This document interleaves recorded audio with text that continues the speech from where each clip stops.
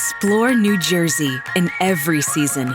From 130 miles of sunny shorelines to waterfalls, rivers, and majestic mountainsides, visit the East Coast's most scenic parks, iconic venues, and historic landmarks. Discover artistic places and inspiring spaces, gaming, nightlife, views of center stage, and true New Jersey adventures that go on for days. Plan your itinerary today at visitnj.org.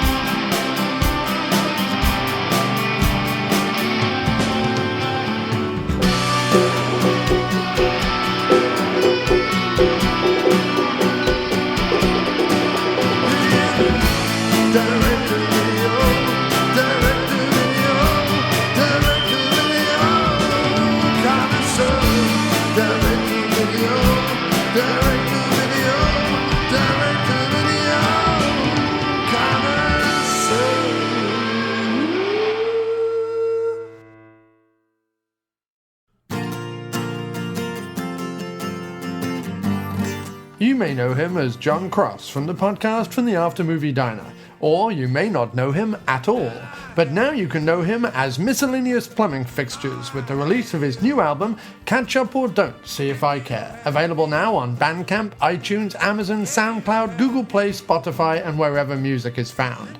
A full 16 new folk, blues, and rock tracks from this bearded singer-songwriter. Find us on Facebook, Twitter, and at aftermoviediner.com. For links to the album and to learn more, go to miskplumbingfixtures.blogspot.com or miskplumbingfixtures.bandcamp.com. Hello, everyone. Welcome to the Direct-to-Video Connoisseur. I'm Matt, and as always, I'm joined by Jamie. Jamie, how are you tonight? I am doing okay. Ready to jump into another discussion. I know, and this one might prove to be a lively one here. So before we get started, I just want to mention John from After Movie Diner, and I used to have a show, Crosstalk, here on the same night as us, but a great guy, the one who did our theme song that you hear every week. He sent out a trailer for his new project. I think it was something plumbing fixtures. I wish I could have. I see the word in there too, MFP trailer. But he's doing a new venture, and he sent us a trailer for it. And I was like, you know what? Let me just put it in there right after the DTV Connoisseur theme that he was so kind to make for us. So check out what he's got going on there. I'm going to put the links up on the Facebook to where you can get his stuff, his music, and his After Movie Diner. Yeah. By the way, the name is Miscellaneous Plumbing Fixtures. That's what it was. Okay. And that's good stuff. It's good music. Yeah, I've heard some of it, and I thought it was good. I endorse it personally. Now, he used to do it on the Crosstalk show, right? He used to play some of it on there. He did play some of it on the music show that he did after hours, but on Crosstalk, I don't recall him ever. He might have played one or two. He tried to focus mainly on other people's music on Crosstalk, but I think he may have played a couple of those songs. That's right. You can find him on the internet. Totally worth it. Good stuff. He's a talented young man. Yes, definitely. Yeah, and I feel bad about that. I was thinking multi-purpose plumbing fixtures. I'm like, that doesn't sound right, you know? Yeah. Miscellaneous plumbing fixtures. Multi-purposes, yeah. I know. I knew it was something along those lines. Oh, man. So, yeah, so I don't know. Do you want to jump right into our film this week, or is there anything you wanted to touch on beforehand? Well, haven't really had a whole lot going on lately, so, I guess that's what we're here for. Yeah, the only thing I could think of is that we, our last week was our first week, back doing the podcast live, and our numbers kind of bumped right back up to where they were. So, again, thank you all for listening. We love everybody that listens. And, also, too, if you check us out on either Facebook or Twitter, don't hesitate to drop us a line if you like what we're doing, have a film you want us to check out, because we're pretty loose, I'd say. Wouldn't you think, about what we're picking for films? Yeah, we definitely don't have a particular genre that we stick to. And we've been known to even throw in a couple of studio releases, in lieu of direct to video Hmm. fodder. So, I guess, we can, and especially if there is a request, I don't see any reason why we couldn't happily do that. Yeah, I mean, if it's we'll of course discuss it ahead of time. If you request something that we're both kind of like, no, we don't want to do Perry's I Can Do Bad all by myself, or whatever it is we decide we don't want to do. You know, we don't want to do. What was the one I was thinking of off the top of my head? Valentine's Day. Is that the one? Is that what it was called? The romantic comedy, the ensemble romantic comedy. Yes. Yes, I was like, yes. If it's something like that, we'll probably say no. But it seems like every week you and I, we kind of were just like, what do we want to do? Like sometimes we have a good number in advance, and sometimes we're just like flying by the seat of our pants. Yeah, which is the only way to fly. I was gonna say that's the best way to fly. Yes. So, to quote Bryan Austin Green as his character David Silver on did my accent just pop out Was there a it little bit? pop? Yeah. So David Silva on 90210, one of my favorite lines he ever had on the show there, when he said, "Yeah, I might be white, but I'm not vanilla." So we're gonna pop our codeine pills, and we're going to let our half sister get lost at the playground while we cheat on Donna and get into this film here, Don't Blink, which stars Bryan Austin Green and supposedly stars Mena Suvari, But sort of, don't kinda. blink or you'll miss her. Yes, exactly, exactly. So Jamie, overall thoughts on Don't Blink? Well, I have to say that it ended up, I was pleasantly surprised throughout the majority of the film. It ended up being a lot better than I anticipated that it would be, Hmm. only then to be severely let down by the end. Hmm. I was just like, damn, because I thought that they did some very clever things. There were a couple of times when I was like, wow, that looks, that's not bad. It was almost like a real movie, Hmm. it, Yes. it it had the feel of a good solid film. The performances weren't bad. I thought that Scott Farkus he was a little over the top at times Yes. when he went a little crazy. Hmm. But overall, I thought the performances were good. It looked great. I loved the setting. That cabin was beautiful. Hmm. And they did a couple of nice camera tricks, and they didn't always do exactly what I anticipated they were going to do, which is a good thing. Yeah.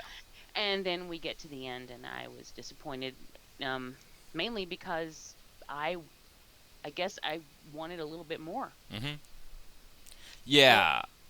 I'm gonna agree with you on the ending. I thought the ending was, I don't want to say it was a cop out. It was kind of a cool ending, but I think overall it was a little easy. And the other thing I want to say is that for me, I have what I call my 20-minute rule with a film. And see, I don't know if this film did or didn't make it in the 20-minute rule, but my 20-minute rule is you've got to do something within the first 20 minutes. Something has to happen.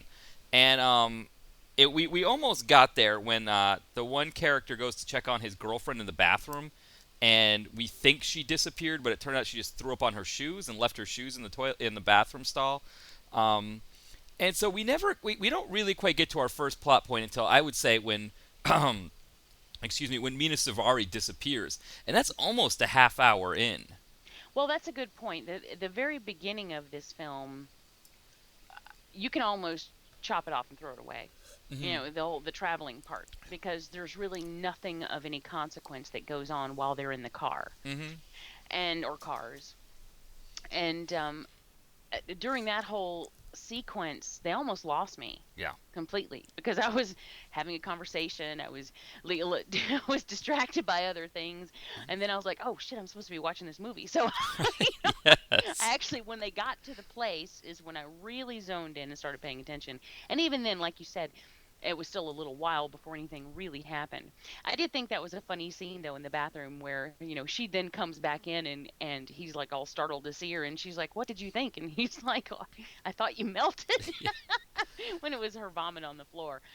He thought that it was, the remains of her after she had melted or something, which I thought was kind of funny. But yeah, you're right. It's a very slow starter. Hmm. It is, and then but once it gets going, it held my attention. Yeah, it did. I guess for my money, the concept of this all worked. I thought it would have been perfect either, um, you know, like in a short story format. I think it would have been a great like short story for like a horror anthology, or something like what you're saying. How Brian, has those nice horror anthologies, and that seems like a Yeah, like the episodic, yeah. um, more of like a 26-minute thing. Right. Well, that's what I was thinking. A Tales from the Crypt episode, Twilight Zone, Hitchhiker, something like that. It would have been perfect for that format. And I think the actors you had in it, Scott Farkus, as you mentioned, Bryan Austin Green, Mena Which bless Suvari. his heart, I don't know his real name. I've never known his real name. I know he has one. It is. I wrote it down, actually. I wrote it down. It's Zach Ward. That's it. Yeah, Zach Ward. That's it. I even Yes. saw it when the credits rolled last night. I even said to myself, "That's his name," Scott, and then yes. it fell right out of my head again. Yep. No. Jen didn't watch this one, but she did come into the room to grab a bite to eat while I was midway through it when Mr. Farkas was having his crazy moment, and she was like ooh, what's that? And then she commented the blood looked like a good shade of lipstick, that the color of it. Now I don't know if that might have been our TV coloring, but she said that kind of, I guess it had a kind of a burgundy perhaps, or a rich it looked almost like the Cab Sav that she'd poured a glass of.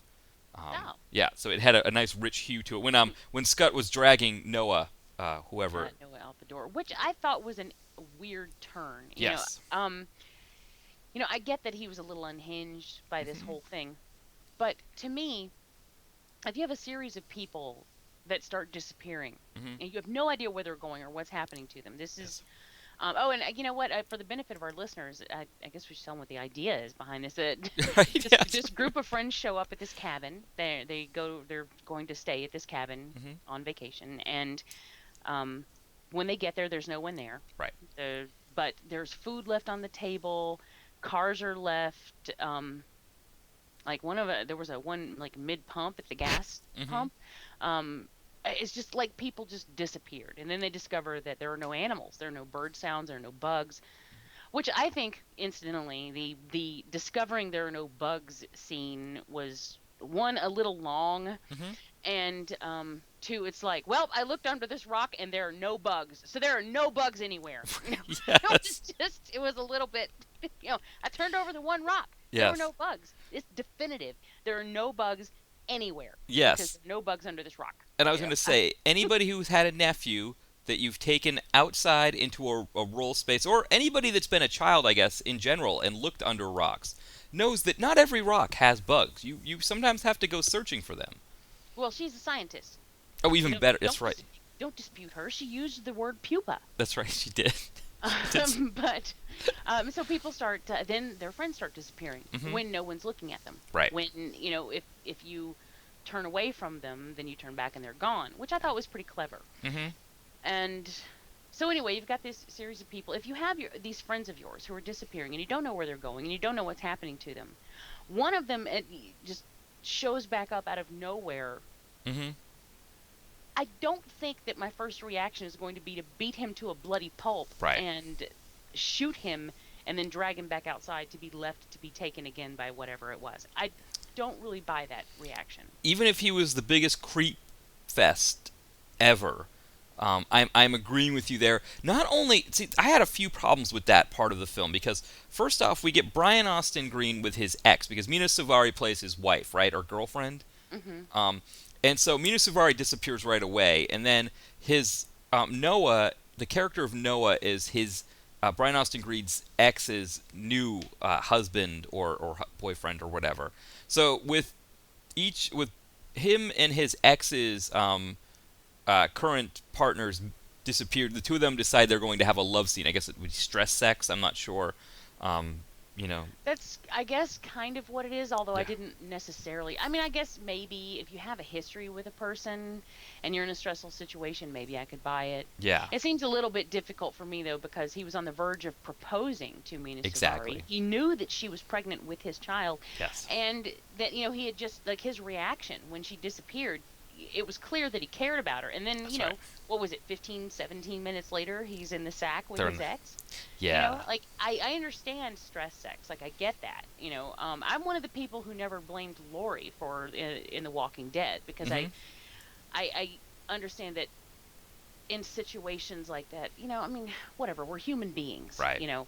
But to me, it just seemed a little bit fast. And then I swear to God, I thought he was going to nail the chick at the end, too. I agree. I agree with the whole I ring was thing. just waiting for that moment for them to Yes. just dive into an embrace when she's talking about how I was never popular. Mhm. No one ever liked me. That's I right. didn't have any boyfriends. And I'm like, well, here we go. And I just knew when she said, I don't want to die, I thought she was going to say, I don't want to die a virgin. And then he Yes. was going to just like, well, we'll fix that. Yeah. As it turns out, even at the end of the film, she is still the last one picked. Yes, she's the last girl, right? The final No girl. one wants her. Oh, I know. They It was just, so sad. yeah. But Yep. yeah, there are a couple of character turns that I don't necessarily buy happening as quickly as they did, or like they would, like the Scott Farkus thing, like the jumping in bed with your ex thing. You know, I think it was, if it had been a couple of days, you know, I Mhm. can see that happening. I don't see it happening. It's like, well, it's crossed the half-hour mark. You know, my mourning period is over. Yes. Well, I know, and that was the thing, is it was like, it kind of was a double, for me, it was like one of those things where, you know, first off, the movie had already broken my 20-minute rule, and I had kind of forgiven it a little bit. I was on the road to forgiving it. And here we are at the hour mark, and now we have just jammed a lovemaking scene in the film, and then the Scott Farkus. What is he? We say he's torturing the Noah character. He's I don't know what he's doing. He's almost there. I mean, he's Yeah. pretty damned close to torture. It's we will refer to it as the Scott Farkus Fracas. The Scott exactly. Well, it takes a while for it to even become a fracas, right? Because he's just like, you know, what do you mean, man? I don't know what you mean. What do you mean? You know, how'd you get back here? I don't know what you're talking about. I know I'm duty guy. Why are you putting a gun in my face? Why you know? And it's like, come on, Scott. If you're gonna shoot him already, and just, you know, because while at the same time he was, you know, eventually torturing Noah by shooting him and hitting or whatever. He was torturing us by taking so long to get there. So He was very repetitive. yeah, and He said the same things over and over again. yes, and so that just, it was the wrong time of the film to do those You know, things. the definition of repetitive. Right, exactly. Exactly. I missed that. Jamie learns words. That'll be a new segment. Sorry. No, but it was, you know, I think I was with you in the film. I was, you know, like, there were a lot of things that I really liked about the film, and the first one was the fact that, okay, you get all these people here in this place, and you know, I've been in that situation with the gas thing. My friend Mark and I, we went to go hike Mount Katahdin. It's the highest peak in Maine. And it's way up there. It's like 4.5 hours up there. You know, you pass towns that don't have names. They just have letters and numbers to designate them. And he didn't get enough gas before we went into the main park, Baxter State Park. And so we were going to do 2 peaks. We were going to do Mount Katahdin the first day, and then the next day this other one, way up in the northern part of the park, North Brother. And he realized he hadn't gotten enough gas. Like, we should have gotten gas before we went into the park, but we were late getting up there the day before. We needed to hike before it was dark. We actually were hiking too late as it was. They Baxter State Park has a cutoff for how late you can hike Mount Katahdin, and we snuck up there. We lied and said we were just going on a nature thing, and actually went and did both peaks of the thing and came back in the dark with our headlamps, which they weren't happy about, but they did let it slide. But anyway, the next day it was snowing out. We're in Mark's car, and we realized, like, luckily this time, you know, he's got the thing on his dashboard telling him how much gas or how many miles he has left, and it was just like, man, if we go all the way up there and hike and get back, we don't know where the next gas is out of the park. We couldn't remember when it was, and there actually was a place when you just get outside that had those same kind of pumps with the dials, you know, and all of that. But you know, you've seen that situation before. I know that situation. And then the other one, of course, the fact that Mena Suvari disappears, right? You don't want to leave someone behind at 300 miles in the middle of nowhere. Right, that sort of puts a that sort of then limits your possibilities, because as long as you had your party intact, you had the option to leave or stay. But the moment that someone goes missing, unless you know that they're like, they've fallen off a cliff and they're dead, or, they've gotten their head chopped off, or, I mean, unless you know for a fact that they're dead, I don't see leaving them. I can't in good conscience go, well, they're not in my eyesight, so, in my line of sight, so we're out of here. And so I do like his response to that, because Farkus was ready to go. He was like, yeah, we're getting the fuck out of here. But of course, it's not his girlfriend that was missing. But Bryan Austin Green did get really angry for a minute there. So, and I thought that was, okay, that's a believable reaction in a believable situation. Also, while we're mentioning the situations, they did of course which today every film has to have the obligatory, why can't we use our cell phones? Yes. And of course they're going through, and he's like, he just flat out says, does anyone have cell phone signal? Right. Most people say no. One person said, I left mine at home, which I can also buy if you're going for a weekend away and you're with a group of people and you know that the majority of them will have their phones. If you don't plan on using it, I can see leaving it behind. I can, and I actually leave without, since I'm here with Bryan now, I leave without my phone frequently. And he's all the time, you don't have your phone? I'm like, no, I left it at home. I've got him. He's there with me, and I just don't think about it. I walk out the door without it. I can see that happening. And then, Herb, the ex's new boyfriend, and he's like, I don't even own a phone. Oh, okay. I love Bryan's response when he goes. Okay, what did Bryan say? He goes, okay, that's normal. Right. Oh, Bryan Austin Green. Oh, I thought you were Bryan. Yes. Green, yeah. Yeah, because my thing about that, when I heard the don't own a phone guy, I have always had a thing with the whole don't own a phone guy. Now that we're in like 2015, 2014, it's much less frequent. But do you remember when cell phones first came out and there was the whole I don't want to always be available excuse for not getting a cell phone? I don't want people bothering me. Right. And my response to that was always, okay, so you do not want to make your life easier because you don't like the idea of pressing an off button. It's never, have you seen Seinfeld? Do you remember the movie theater episode of Seinfeld where they couldn't find each other? They kept missing each other. Kramer described Elaine as having a face like a frying pan. None of this happens if people have cell phones. And all of those people, if they didn't want to be available after the movie theater night, all they've got to do is press that off button, and they are no longer available to everybody. They are officially done. That's it. It's true. Well, I have issues with those. It's just like those people who are like, oh, I don't watch television. I don't even own a TV. What do you want, a cookie? Yes, exactly. Congratulations for not, dragging yourself, kicking and streaming into the next century. There was a time period when I didn't have TV, and this was not by choice. It was because living in Athens where I was, if you didn't have cable, you didn't have TV, right? Because you could not get reception for shit. This is before TV went digital, and you could still use rabbiters, but you couldn't get reception for shit where I was living. So if you didn't have cable, you just flat didn't have TV. Right. And this wasn't a conscious, I don't want to have television, because it's too lowbrow for me. It was I'm too poor to afford cable TV because I work at a convenience store and I'm 24 years old, so I don't have TV. That was my reasoning. But I did know people and still know people who are like, oh well, I don't watch TV. Oh, shut up. I know. I'm sorry, but it doesn't get you intellectual points with me. No. For you to do that. But anyway, and that's where I think of that's how I think of the phone people. It's just like, I don't even own. Oh, shut up. Yeah.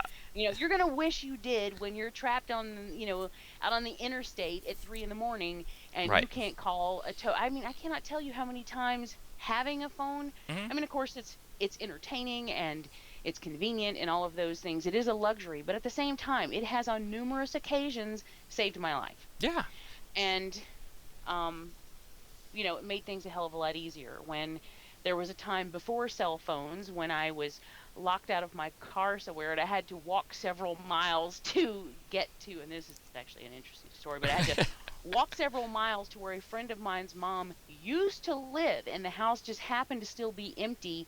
And they said, well, why don't we go and see if there's a coat hanger in the closet in this empty house? And this is how far away it was from everything. And I did. I walked several miles to this empty house, broke into the house, found a coat hanger hanging in the closet, went back and unlocked my car. So let's. If I had a cell phone, none of that shit would have gone down. Right, exactly. Let's put this in perspective here. It is. I don't want to be available all the time, so I'm going. You know what I mean? For the people who don't own the cell phone, I don't need to be available all the time. So this is what I'm going to do instead, if I'm in that same situation. Is exactly the reason why you're saying having the cell phone is important. Yeah, it blows my mind, like, why you wouldn't want a tool that can help you in your everyday life, just for the whole, like you said, I don't watch my TV or whatever, you know?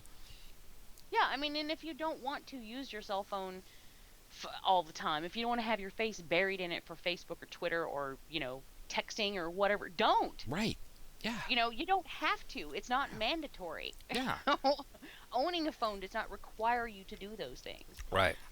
But I just think why not have a tool that could possibly help you in a dire situation? Yeah. And so yeah, and especially someone that age. Yes.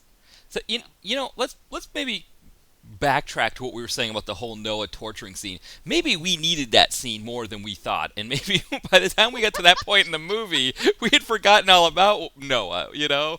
Well, you know what? It's true when he showed, and you're absolutely right about that. When he initially showed up at the door, I was like, oh, that guy, he looks familiar. Mm-hmm. And I really had to stop and think. Right, who was he? Yes. To even figure out who the hell he was and why he was involved with them. Mm-hmm. And then during the Farkus Fracas, Mm-hmm. he's talking about how much of an ass Noah was or whatever, and I was just like, was he? Mm-hmm. Well, and I had to really go back and remind myself who he even was, because Mm-hmm. at that point I had forgotten that he even existed in the film. Right.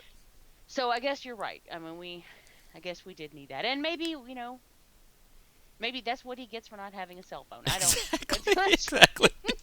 But thinking about that point you just made there, I think kind of gets back to that point that we, maybe the film being a bit too big. The fact that we had trouble keeping all the characters straight shows us there probably were more than we needed in this film. I agree with that. Yeah, I mean, I think we would have been okay with Farkus, Mena Suvari, Austin Green, maybe the ex and Noah, and then the friend who ends up being the last girl. 6 people. I mean, that still seems kind of big, though, doesn't it? Well, I mean, 6 people, 6 to 7 is your average slasher film group. You go beyond that, and it just gets confusing. Yeah. And it gets difficult to keep up with things. And then I know that some filmmakers are like, oh, the more people you have, the more you can kill off. Mm-hmm. But then you start getting into hairy territory. There's a movie about. It was actually the idea was really good, but it was about this group of young girls who went into the woods for the weekend. It was like a retreat where they had no technology. Mm-hmm. And for whatever reason, for various reasons, their parents sent them away to live with no technology for this outing that they were doing. And they had a group leader. She was like a scout leader, and she took them all out there. And then they started getting picked off. And it was actually not a bad film. It was a really good idea. It was a good, solid reason why there would be no. I mean, because these days, face it, that's the first thing you have to put on the checklist these days when you're making your basic slasher film is, how do we get rid of the cell phones? Right. Other than that we're just too far out to get signals kind of thing. I mean, anyway, this was a solid idea, and it was actually pretty brutal because these were young girls. These weren't, college kids. These weren't even 18-year-olds. These were like 13, 14-year-old girls. And it was pretty brutal for them to be as young as they were. But where they stumbled is that they had about 12 girls on this trip. And it's just too much to keep track of. Yeah. Because you've got like I mean, a handy thing to do in like a slasher film is you don't want to stop and remember their names. You can just be like, okay, that dark-haired girl, the one with the blonde hair, the long hair, the Right, short hair, whatever. exactly. You can use those things to kind of remind yourself who's who. Mm-hmm. But when you have 12, 13 people in the mix, it's too difficult. Right. It gets too confusing, and especially when they're all walking around with their hair in a ponytail, like these young girls were doing. So it's just like It is. But yeah, I think this film, I do agree that there were a little bit, maybe just a couple too many people. Mm-hmm. If they had trimmed that down, it would have made it a little bit easier. Yeah, we can call it maybe the Dostoevsky effect, where you read a Dostoevsky novel, there's so many people, and they have a couple different names that they go by, and but because for a Russian, seeing names that look a little bit similar, they can pick out the differences. For us, we're just like, wait a second, that guy with the L, he's married to her with the D name. That's another L who's married to a woman with another L name. Okay, I've got sometimes I'm going on Wikipedia going like, wait, this guy shouldn't be doing this, right? No, because that's not him, and You have to draw a map, right? Or like a flow chart. You have to design Exactly. a flow chart around these Yes, yeah. So that's a new one. That's a new name here. The Dostoevsky effect. Too many characters to keep track of. I like it. Yes. Yes. I mean, so I was getting ready to. I mean, I had a whole thing to write about. Like when my notes, I started right away talking about Mena Suvari, and I don't know. What are your thoughts on the whole like? I mean, I think they in their mind they felt like it would throw us off if Mena Suvari gets picked off right away and we don't see her again because maybe like the Janet Leigh, the Janet Leigh Drew Barrymore thing, where Janet Leigh gets picked off in the beginning of Psycho, Drew Barrymore gets picked off in the beginning of Scream. And it's like the one the big name that you expect to make it to the end doesn't make it to the end. Sadly, it's been done. And it, originally it was, done 50 years ago. So it's not all that jarring anymore. And honestly, these days, Mena Suvari's name doesn't have the weight that it had pre-Day of the Dead remake. Yes. That she did. Right. Back during the American Beauty days, or American Pie, all those American movies that she did. For a while there, she wouldn't do a movie without American in the title. I swear it was in her contract. Right. Back during those days, maybe it would have had a little bit more effect. But these days, people are like, Mena Suvari, huh? Who? Right. And she also was a brunette, which people aren't used to seeing her as.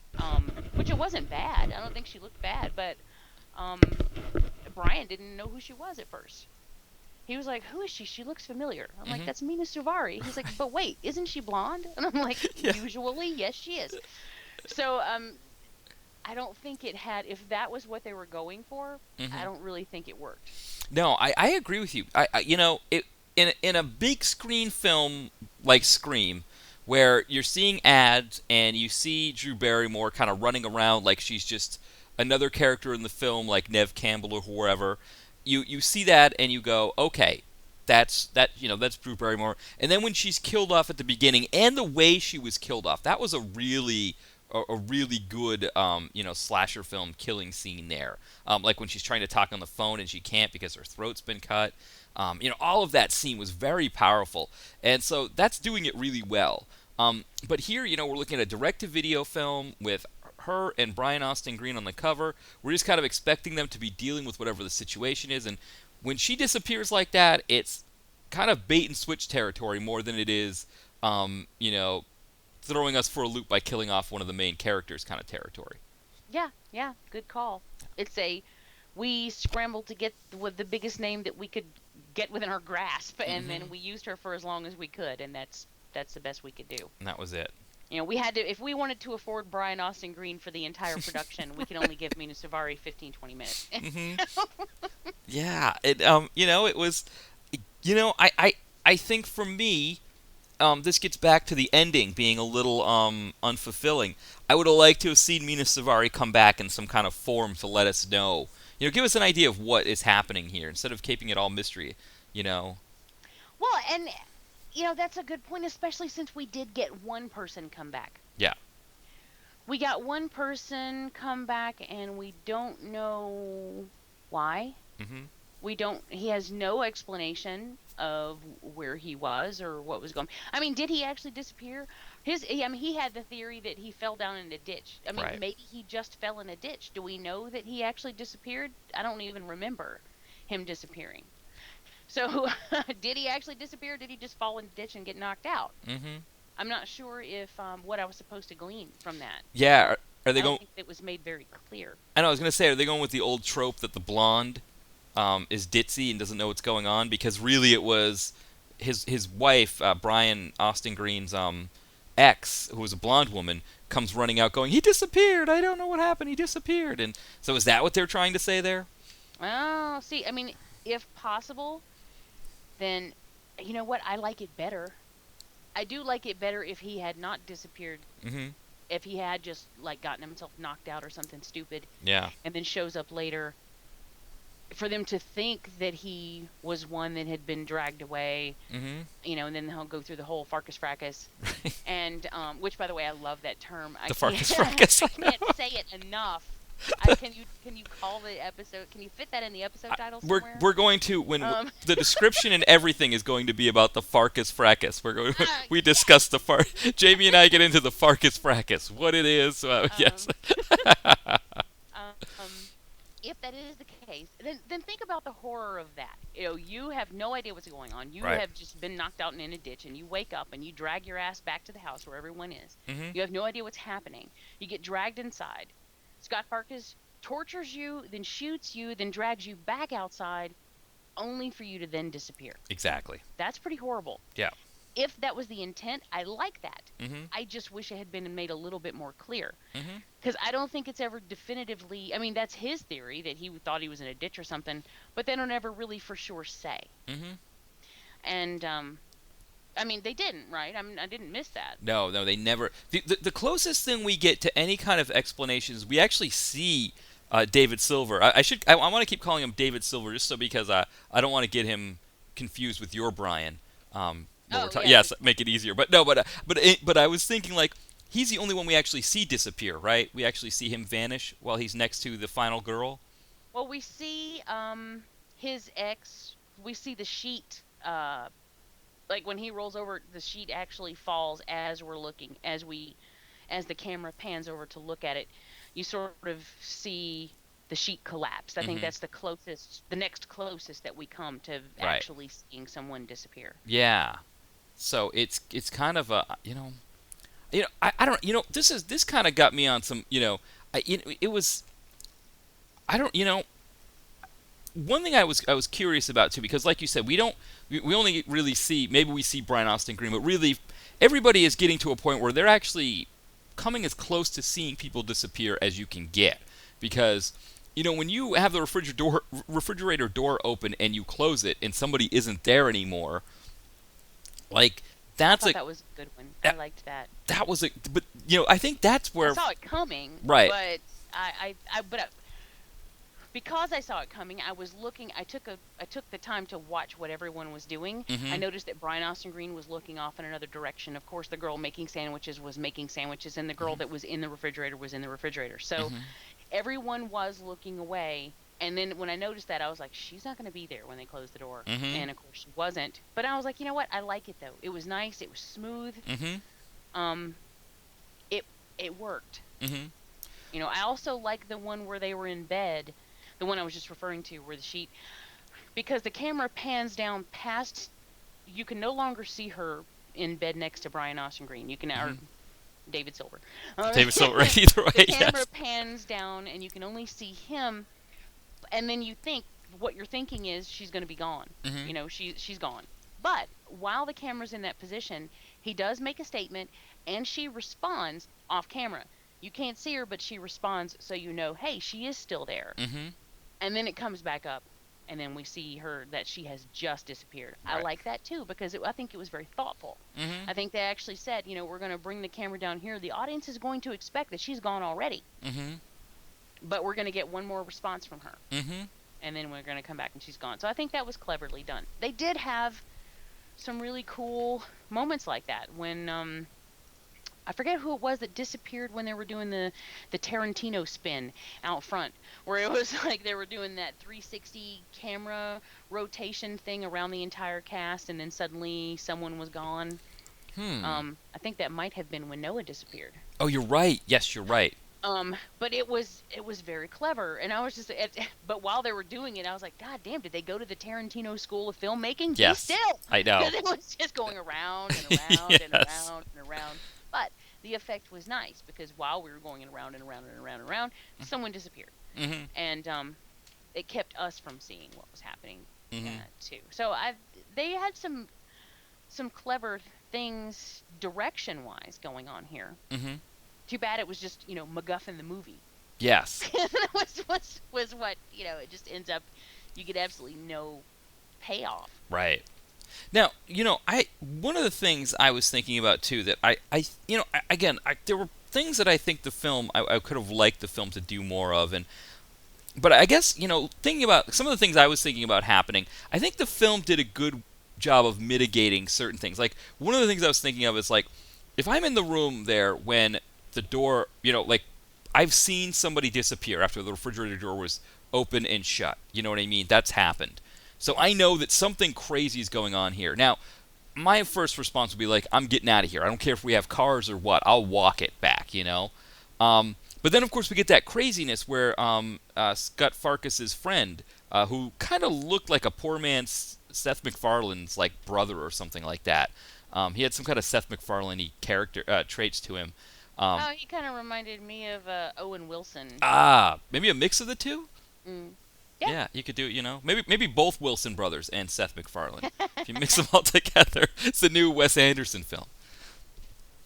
But he goes off-cocked, and he actually shoots Scott Farkus, tries to escape, and then disappears in the process of escaping. And so, in my mind, I think, okay, now Scott's got the gun. Things have kind of changed, and then in my head, I'm thinking like, okay, after the whole craziness happens with Scott Farkus and Noah, and they disappear, in my head, I'm thinking like, okay, this is when I go. This is when I get a flashlight. I pack up some of this food that's nicely, that's sitting here. It seems to taste pretty good. I mean, I saw a lot of apples and oranges. I'm piling some stuff up, and I'm getting on foot, and I'm going. The Appalachian Trail is over 2,000 miles, and people hike that every year. I can go 300 miles if I've got to. I'm going to just go. But then, that's when Bryan Austin Green finds out that the phone is a Harley Davidson. They have a motorcycle phone. Yes. Which the whole time they were looking for a phone, didn't know that it was this toy Harley Davidson. Which kind of, I don't know, for me I think it's kind of, I don't know. I mean, I guess, people with those play phones, you don't always notice it right away that it is a phone. But anyway, so then they call 911 and find out that 911 is coming in 3 hours, and so I guess at that point you're going, okay, we're going to stick it out. We're not going to get out and walk. But, for me, there were a few points where I was just like, you got to go or you got to get out of here. But they seem to do a good job of finding a way to keep us, keep the cast from that being a good option, Yeah, I mean, although they seemed inexplicably frightened of the outside. Yes. And she's like, I'm not going outside. Like, well, it doesn't seem to matter. Right. You disappear outside, you disappear inside. It doesn't matter. Yeah. So what exactly is the difference? Yeah, I think at that point Farkus made the statement that, they were never going to be allowed to leave. And I think that they probably just believed it at that point. We can't get out of here. Right. It's like a legacy kind of thing, where if we were to leave and we would keep coming back, which would be kind of a cool thing if they had taken the time to do that, then that would have been cool, but they didn't. Instead, they spent time leaving Charlotte unattended. Yes. For unexplained amounts of time. I mean, you have 3 people left. Your friends are disappearing left and right when you're not looking at them. Yet they're going to leave Charlotte over here in the corner, in the dark, by herself. I'm like, why are you leaving her over there? There were so many times when they were sitting on the floor face to face, and she's over in the corner holding a candle by herself. Yes. Or they're in the kitchen, and she's over in the corner. or they're, it's just even when they come to the bathroom, they have her leaning up against the bathroom door, and they're both standing in there by the mirror. Like, why? Like, did you never like Charlotte? Well, they didn't know her, right? Wasn't she somebody, and she was, I know, but she was do you sick? do you wish someone Yeah. to disappear? I guess they figured, well, we'll leave her out in plain sight. Yes. They'll take her before they take us. She's easy pickings, and we don't know her, so we don't care. No, you know what it was? It was the Dostoevsky effect affecting the writers. The writers lost track of Charlotte. They. I think they did. Yeah. I think at one point, because when we were watching this, at one point I'm like, do they even realize she's still over there? They haven't even mentioned her in a while. Is she gone? And is she A, gone and they forgot to tell me, or B, did they forget she's over there? Yeah. Yeah. I kept forgetting. I was like, okay, she must have disappeared. Now we're back to the other two. Nope. There she is. I think that was very believable. Yeah. If you're in a situation like that, no, you're not going to let anyone out of your sight. Right. And I don't understand. They talked about the blinking thing, but it seemed like if you were touching somebody, like I don't understand why you wouldn't just like hold hands with somebody and just maintain that connection. Well, that's a good point.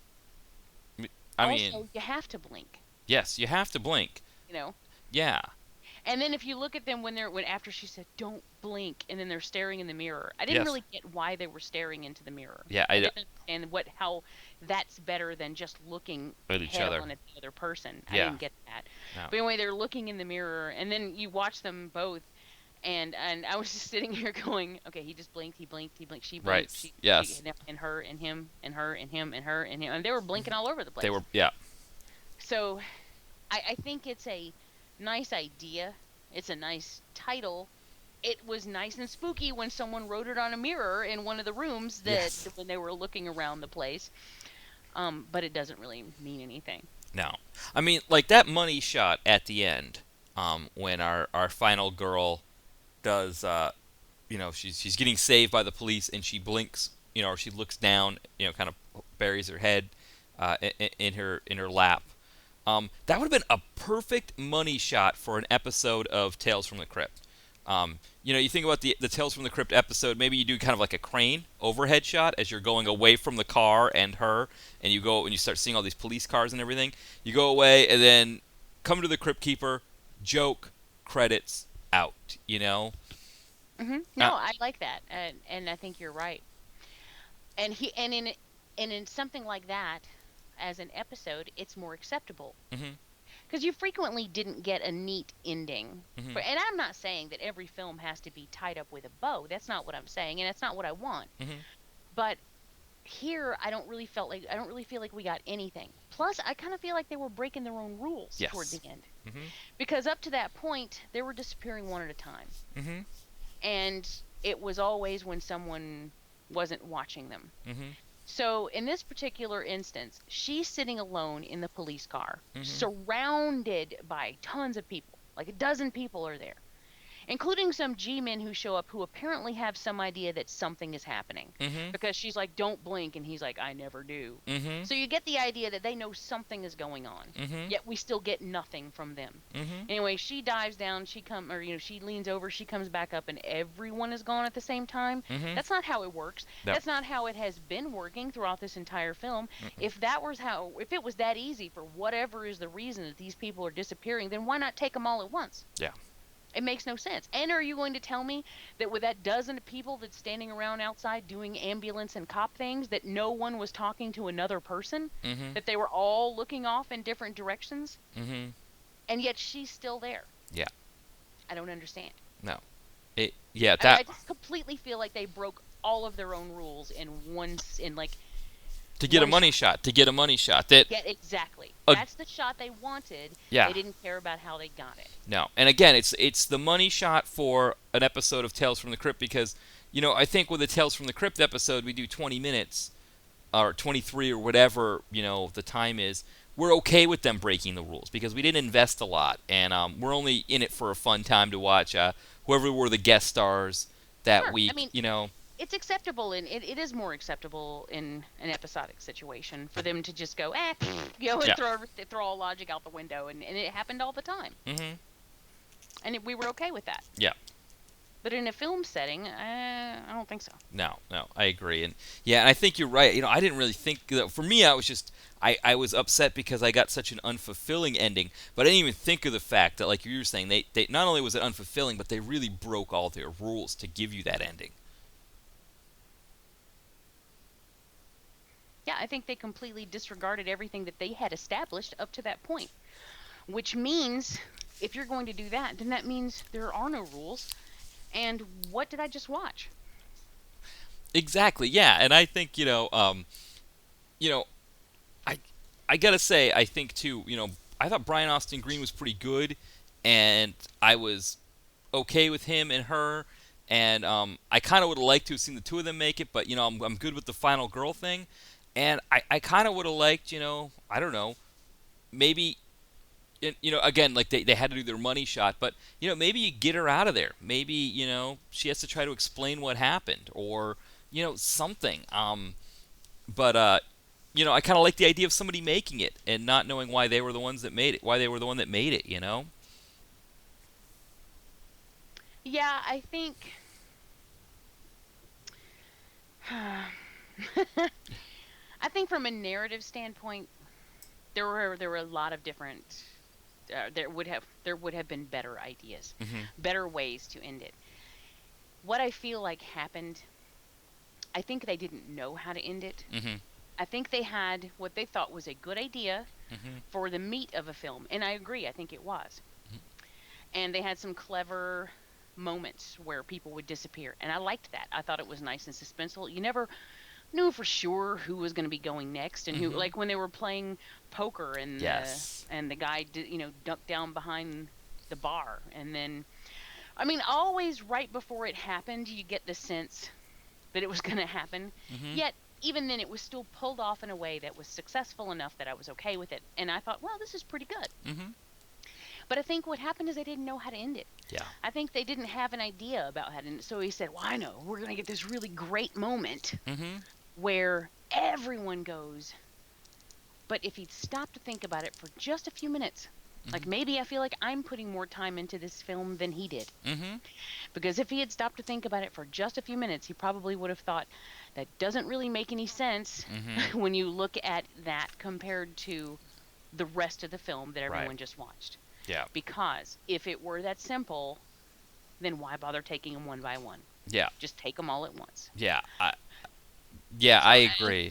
Unless because you have an audience watching and you're trying to scare people. That's the only reason to do it one at a time. You're making a because movie. Yes. That's why. Well, speaking about trying to scare the audience, that actually brings up another thing that I was thinking about is movie like this, right? This was direct to video. People are probably only going to see it on Netflix, instant, maybe only on their computer, or if it's if it made it to Redbox, but if it did, then yeah, TV, something like that. And at the very beginning, they were doing a lot of the startling maneuver. Somebody's just kind of doing nothing, and all of a sudden somebody grabs them. And for me, I feel like that only really works well in the theater. I don't know. What do you think about that technique, the startling technique? I think it only works well when you have a solid scare that backs it up. I mean, there's a difference to me between having something just jump out and go boo, versus something jumping out and going boo, and there being something really horrible attached to that. Then it's effective. Then it works. Like, for instance, I just went to see The Woman in Black 2 last week, and that is jump scare the movie. That's how Bryan refers to it. It is called jump scare the movie, because that's really all it had going for it. But none of them were effective. Right. Not one. Not one time did either of us even flinch while watching that film. I can't speak for the rest of the audience because we were the only two in the theater. Oh, wow. Yeah. One of those deals. Yeah. That's what happens when you release a horror movie in January. Yes. Yeah. But it didn't work. Not at all. Not even in the least, not even a little bit, not like, oh my God, they got me. It just didn't work. So I don't think necessarily even being in the theater makes a difference if this scare is not solid. I think if the scare is solid, it's going to work no matter where you are. But there's also, I think what more likely it is that people don't really know how to do it. Yeah. They just think, oh, cat jumping out, loud noise, a musical sting, someone screaming, long-faced ghost picture. Yes. Yes. And those don't equal scare. Yeah. They equal jump. And if you're lucky, you can't even always count on getting a jump out of those. It's cheap is what it is. It's just, we can't think of any good way to scare you, so we're going to try to just jar you to death, and it doesn't always work. And especially when you're seasoned, when you've seen a lot of these things and when they're coming, that makes it even worse. Yeah. But like a good solid one, like for instance, everyone loves to talk about how they hate M. Night Shyamalan. And I get it. Everyone's tired of all his twists. I understand. Yes. But every time I go back to watch The Sixth Sense, those scares work every single time, and it's because of timing. Like I know when Haley Joel Osment goes to the bathroom in the middle of the night, and he's standing in the bathroom, and suddenly you see his breath, and then you see the temperature control, the thermostat, and you see the temperature drop. I know that right at that moment, there's going to be a ghost walking past the bathroom door. The thing is, he puts it a beat past where you would expect it to be. It's just slightly off. So it's coming. And I've seen that movie a dozen times. I know it's coming. Yeah.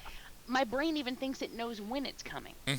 But Shyamalan was so good at timing that he went for as long as it would take for you to expect it to be there, and then he would go just a half a beat further, because then that throws you off. Yeah. So that's successful, especially because it works on repeated viewings. Yeah. It never doesn't work for me. So it's something that you have to carefully craft. You can't just throw a cat at someone and expect it to scare them. It's just and when you do, it's cheap. So I think that's what that's how I see the jump scares that were in this film.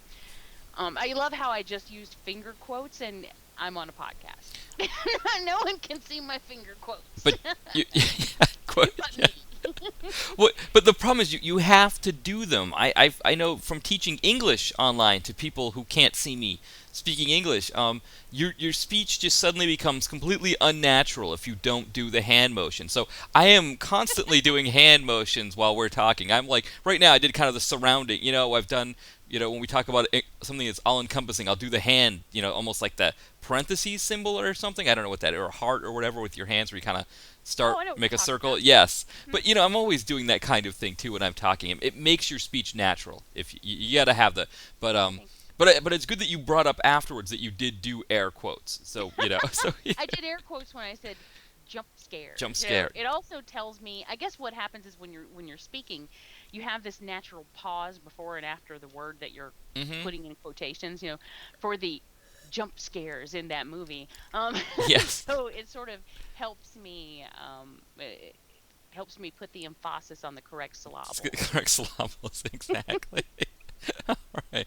Well, maybe that's a good point to kind of wrap up our conversation on the film on here. So overall, Jamie, what do you think as far as a Netflix viewing? What would you give this?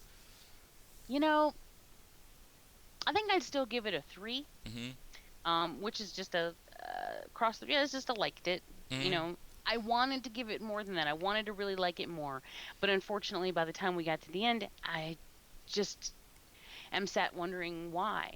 Why did I spend all this time to get nothing out of it? And so it's a disappointment. However, I do think that there were the makings of a good filmmaker here. And I think that they do have an understanding of a lot of the things that it takes to make a successful horror film. I just think that ending is not one of them. Yeah, I think a movie has 3 parts. And, this movie had a good middle. It did not have a good beginning or a good end for me. And ultimately, Yeah, I did like the novelty of Bryan Austin Green. On some levels, I almost thought it was more of a novelty than seeing Ian Ziering in the Sharknado films. I don't know about you. I definitely liked it. I think he did a pretty decent dramatic turn here. Hmm. It was nice. And I also find interesting too that puts him more in that puts this group of and the use of Mena Suvari puts this group of characters closer to our age group Hmm. than say the 18-year-olds that are typically running around in horror films. Yes, I know. These are and if they were supposed to be your typical 18-year-old, 20-year-olds, whatever, then they failed. Yes. But if they're supposed to be at the age that they actually are, I kind of like that because this is a more adult, a version of adults doing things in a horror film, which is nice to see because usually it's the teenagers who have all the fun. Yeah, I mean, this was an adult vacation, and I think there were some younger people in the film, but definitely you're right. Bryan Austin Green, Mena Suvari, Scott Farkus, they were all, just a little bit older, and just enough to, like you said, put it out of the teen range, and have them more our age, which I agree. I kind of like that as well. Yeah. Yeah. Excellent. So I guess for me, I'm saying maybe the novelty, but I don't think the novelty's enough. I think it's just too slow.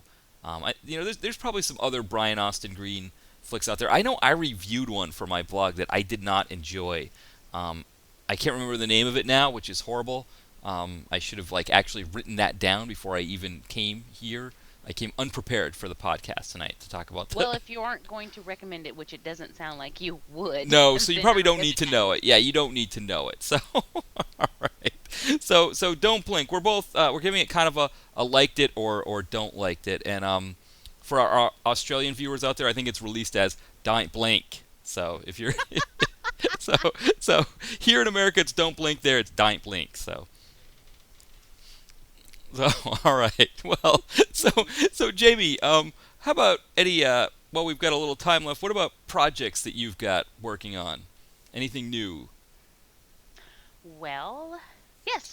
We on the Skeleton Crew we're working on Horror 101, and that should be coming out on the February 1st, at Horrorphilia. We're doing a rundown of horror cinema from.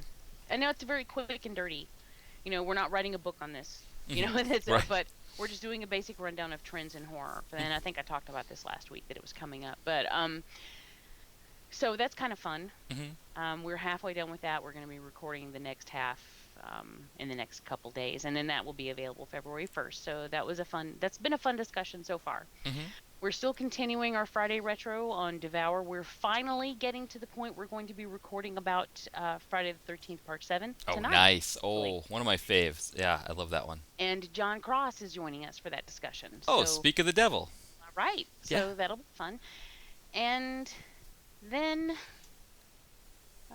usual Evil episode stuff. We're going to be on the next episode of Evil Episodes, we're going to be discussing there was I believe it was a foreign show called Darknet that is available on Netflix, and I haven't watched it yet, but we're going to be talking about the first season of that. The entire thing is available on Netflix, so if anybody wants to check that out and then tune into our discussion on Evil Episodes, we'll probably be recording that sometime next week. And that's about it for me. Oh, now, just to make sure, everything except for Evil Episodes can be found on Horrorphilia, and then Evil Episodes is Legion Podcast. No, everything except for Devour can be found on Horrorphilia. Oh, okay. Legion Podcast. Devour Legion. Okay, I have my notes wrong here. Devour the podcast is legionpodcast.com. Okay. Now, and I noticed you weren't able to get in a playlist this week. No, what's funny?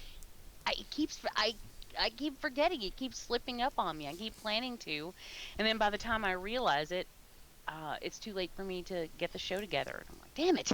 So I've just been I've been very wrapped up in other things, really, and it just keeps slipping by. The intent is to do it. I do plan to continue doing that show. It's just right now it's very sporadic. Yeah, well, I mean, I think with all of the podcasting that you do, it's not, I mean, it's definitely understandable if there's, especially with the move and everything and the holidays, it is understandable that, There's definitely going to be one that doesn't quite make it. And one thing I like about ours is we kind of keep it very, little prep, little editing. We just kind of do it and throw it out there. Yeah, I like that. Yeah. Plus, it's sort of set in stone, the time and the day. Mm-hmm. It's not. It doesn't get pushed around and moved around and rescheduled and all of these things. So it's very stable. Yeah, I was thinking about that too. It's kind of like we schedule this time every week to do our recording, and it just happens to be live while we're recording for all of everybody else that listens to it after. It's kind of a cool setup. Yeah, and we have live tech support while we're doing it. Exactly. In the form of Bryan. Yes, which actually works out really well. That has worked out well in the past. That has saved us, I think, on a few. There have been some other ones where it's been after the fact, where I think the way Mixler records it, something about it comes out different. But at least at the time, we know, okay, so-and-so's mic, we can't hear so-and-so. And that definitely helps to, not do an hour podcast and then listen to it after and be like, oh, I'm talking to myself here, I'm having a great conversation with myself here. For some reason, Jamie's mic didn't pick up, Yeah. Now, for me, I have somehow made it successfully 2 weeks in a row with a blog post. I put up Sharknado 2 on Monday. So speaking of 90210 alumni, we've got Mr. Ian Ziering and Sharknado 2. So I got that one up and posted.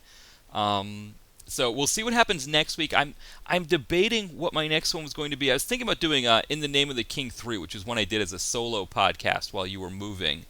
I might write that one. I was trying to think of other ones we've done. I guess The Frozen Ground is one that definitely needs a review. Mm-hmm. That was a good one. Nicolas Cage, John Cusack. Always good to get those guys up on the direct-to-video connoisseur as well. Yeah, I would definitely say do one on that. Yeah, so maybe that'll be the Monday one. So I'm trying to do it every Monday. I seem to have a good couple hours free in the mornings on Mondays now. So I'm going to try to get through. I won't be able to catch up, I don't think, to our podcast. So I'll always probably be like a few podcast episodes ahead. But I want to try to review what we've talked about on the show. Kind of get them out there. So it's kind of another outlet so people can kind of go back and listen to some of the ones we did before. Well, don't forget Legendary. I know. Get that one out oh, there. I know. That one seems to be like you got to do it, Matt. You got to take care of it. It's a Dolph Lundgren movie. It probably is one that I should do. I'm gonna put it off at least one more week. Why don't we do that? Oh man, and I saw Dolph has some more coming out soon here, so we're gonna have to, I guess, figure out if we want to dip back into that Dolph pool again or take some more time off from it. Well, I guess we'll see. We'll see what happens. All right. Well, Jamie, I think that just about covers everything tonight. So again, I want to thank everyone for listening, and check us out next week when we come back. We're not sure what we're going to see next week. We're just, as we said earlier in the podcast, we're flying by the seat of our pants here. Yep, the only way to fly. The only way to fly. We will be touching down same time, same day next week. That's right. We'll be like Leo. That's right. Robert Hayes landing the plane. Oh, well. That's right. All right. Good night, everybody. Night.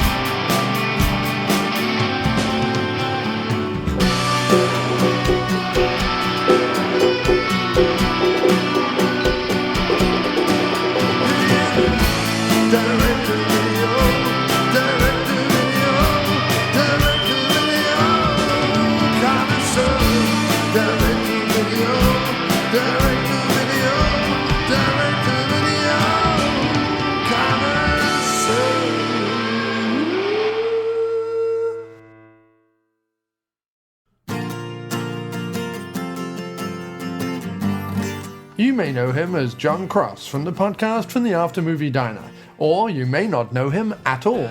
But now you can know him as Miscellaneous Plumbing Fixtures with the release of his new album, Catch Up or Don't, See If I Care. Available now on Bandcamp, iTunes, Amazon, SoundCloud, Google Play, Spotify, and wherever music is found. A full 16 new folk, blues, and rock tracks from this bearded singer-songwriter.